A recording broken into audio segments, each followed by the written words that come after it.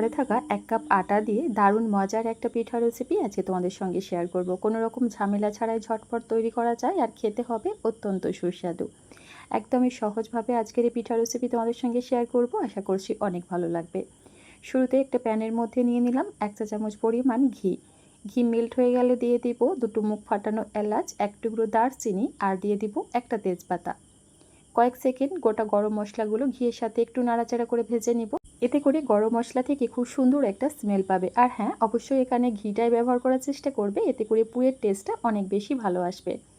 গরম মশলাটা কয়েক সেকেন্ড একটু নাড়াচাড়া করে ভেজে নেবার পর এখানে দিয়ে দিলাম 3 চা চামচ পরিমাণ সুজি। এবার চুলার ফ্লেম একেবারে লোয়ে রেখে অনবরত নাড়াচাড়া করে সুজিটাকে একটু ভেজে নেব। ওই ধরো 3 থেকে 4 মিনিটের মতো। এইভাবে সুজিটাকে একটু ভেজে নিলে সুজির কাঁচা গন্ধটা একদম চলে যাবে আর পুরটা খেতেও বেশ ভালো লাগবে। আর এই তো এখন দেখো সুজির কালারটাও বেশ কিছুটা চেঞ্জ হয়ে গেছে। এবার এই সুজির মধ্যে দিয়ে দিব আগে থেকে জাল করে রাখা 2 কাপ পরিমাণ লিকুইড ঘন দুধ। আমি এখানে 500 ml দুধ ব্যবহার করেছি। আর হ্যাঁ, চেষ্টা করবে এখানে আগে থেকে জাল করে রাখা দুধটাই ব্যবহার করতে, এতে করে পুরটা খেতে বেশি ভালো লাগে। কাঁচা দুধ ব্যবহার না করাই ভালো। আর দুধ অ্যাড করার সঙ্গে সঙ্গেই খুব ভালোভাবে নাড়াচাড়া করে মিশিয়ে নিতে হবে, তা নাহলে সুজিটা আবার দলা পেকে যাবে। এই পর্যায়ে দিয়ে দিলাম স্বাদ মতো একটু নুন। যারা মিষ্টি জাতীয় খাবারে নুন পছন্দ করো তারা অ্যাড করবে, তা নাহলে স্কিপ করতে পারো। এর সাথে এখানে দিয়ে দিলাম মিষ্টির জন্য পরিমাণ মতো চিনি। মিষ্টির পরিমাণ নিজেদের টেস্ট অনুযায়ী বাড়িয়ে কমিয়ে অ্যাডজাস্ট করে নেবে। সুজির এই পুরটা তৈরি করার সময় চুলার ফ্লেম প্রথম থেকে শেষ পর্যন্ত একেবারে লোয়ে রেখেই অনবরত নাড়াচাড়া করে এই কাজটা করে নিতে হবে, তা নাহলে সুজিটা একদম দলা পেকে যাবে বা প্যানের তলা লেগে যাবে, পুরটা খেতে একদমই ভালো লাগবে না। এই পুরটা তৈরি করতে খুব বেশিক্ষণ সময় লাগবে না, দেখবে 4 থেকে 5 মিনিটের মধ্যেই রেডি হয়ে যাবে। সবশেষে এই পুরের মধ্যে দিয়ে দিব 2 চা চামচ পরিমাণ গুঁড়া দুধ। খুব ভালোভাবে স্প্যাচুলার সাহায্যে নাড়াচাড়া করে গুঁড়া দুধটাকেও সুজির সঙ্গে মিশিয়ে নিলাম। আমি এখানে 2 চা চামচ পরিমাণ গুঁড়া দুধ ব্যবহার করেছি, চাইলে তোমরা পরিমাণে আরও কিছুটা বাড়িয়ে দিতে পারো, এতে করে পুরের টেস্ট দ্বিগুণ বেড়ে যাবে। আর এইভাবে নামানোর আগে যদি অল্প একটু ঘি ব্যবহার করা হয় তাহলে দেখবে সুজির এই পুরের মধ্যে ঘিয়ের স্ট্রং একটা ফ্লেভার পাবে, খেতেও ভালো লাগবে। এই তো এখানে পুরটা একদম রেডি। এর থেকে বেশি আর ঘন করব না, চুলা থেকে নামিয়ে ঠান্ডা করে নিব। এদিকে চুলায় আবারও একটা প্যান বসিয়ে দিয়েছি। প্যানের মধ্যে দিয়ে দিব 2 বাটি পরিমাণ পানি। অবশ্যই এখানে পানিটা যে কোনো বাটি অথবা কাপে একটু মেপে নেবে, তাহলে ডোটা বানাতে সুবিধা হবে। সেই সাথে দিয়ে দিলাম স্বাদ মতো নুন আর 1 চা চামচ ঘি। চাইলে তোমরা এখানে সাদা তেলও ব্যবহার করতে পারবে। অল্প একটু ঘি অথবা সাদা তেল ব্যবহার করলে পিঠার এই ডোটা অনেক বেশি স্মুথ আর মসৃণ হবে। পানিটা খুব ভালোভাবে ফুটিয়ে নিয়েছি। এরপর এখানে দিয়ে দিব ওই বাটি মেপেই 2 বাটি পরিমাণ আটা। প্রথমে 1.5 বাটি আটা ব্যবহার করেছিলাম, পরবর্তীতে এখানে আমি আরও হাফ বাটি আটা ব্যবহার করেছি। আটা দিবার সঙ্গে সঙ্গে চুলার ফ্লেম একেবারে লোয়ে রেখে অনবরত নাড়াচাড়া করে সুন্দরভাবে একটা ডো তৈরি করে নিতে হবে।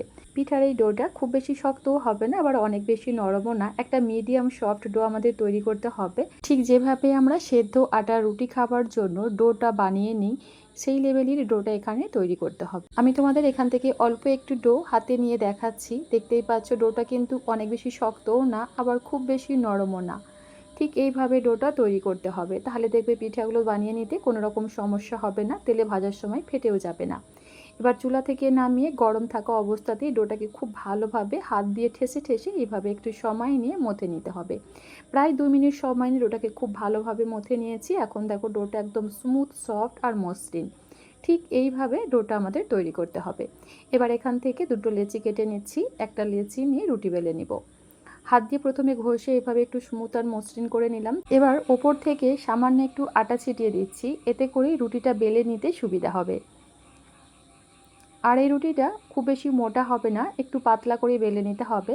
এই তো আমি এখানে খুব সুন্দরভাবে একটা বড় সাইজের রুটি বেলে নিয়েছি। রুটিটা হবে ঠিক এই লেভেলের, খুব বেশি মোটাও না, আবার একদম পাতলা কাগজের মতোও না। ঠিক এইভাবে রুটিটা বেলে নিতে হবে। আর এদিকে যে প্রথমেই আমরা সুজির পুরটা বানিয়ে রেখেছিলাম, এখন কিন্তু খুব সুন্দরভাবে ঠান্ডা হয়ে গেছে। এবার এখান থেকে পরিমাণ মতো পুর নিয়ে রুটির একটা সাইডে রেখে দিব।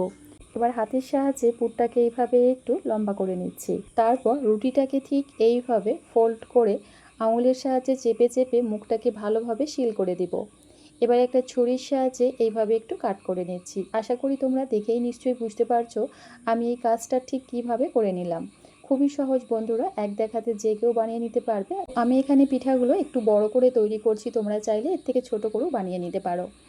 তো একটা পিঠা কিন্তু খুব সুন্দরভাবে রেডি হয়ে গেল। আরও একটা পিঠা তোমাদের তৈরি করে দেখাচ্ছি। একটা বড় সাইজের রুটি বেলে কিন্তু 1 নিমেষের মধ্যেই অনেকগুলি পিঠা বানিয়ে নেওয়া যায়। চাইলে তোমরা এই পদ্ধতিতে একবার পিঠা বানিয়ে দেখতে পারো। আশা করছি কাজটা অনেক বেশি সহজ মনে হবে। আর হ্যাঁ, পিঠাগুলো কেটে নেবার পর হাত দিয়ে এইভাবে একটু চেপে চেপে মুখটা সিল করে দেবে, তাহলে দেখবে তেলে ভাজার সময় কিন্তু আর কোনোভাবেই খুলে যাবে না।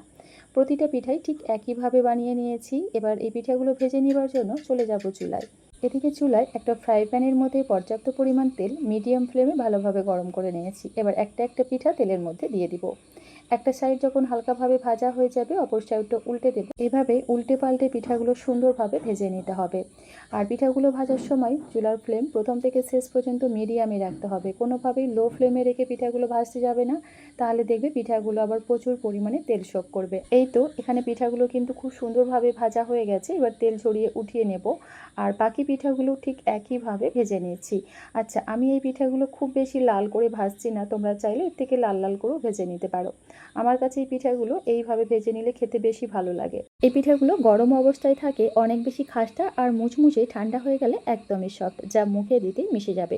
রেসিপি ভালো লাগলে প্লিজ লাইক, কমেন্ট, শেয়ার করো এবং আমার চ্যানেলটা সাবস্ক্রাইব করে পাশে থাকার অনুরোধ রইল। আজ তাহলে এই পর্যন্তই। আল্লাহ হাফেজ।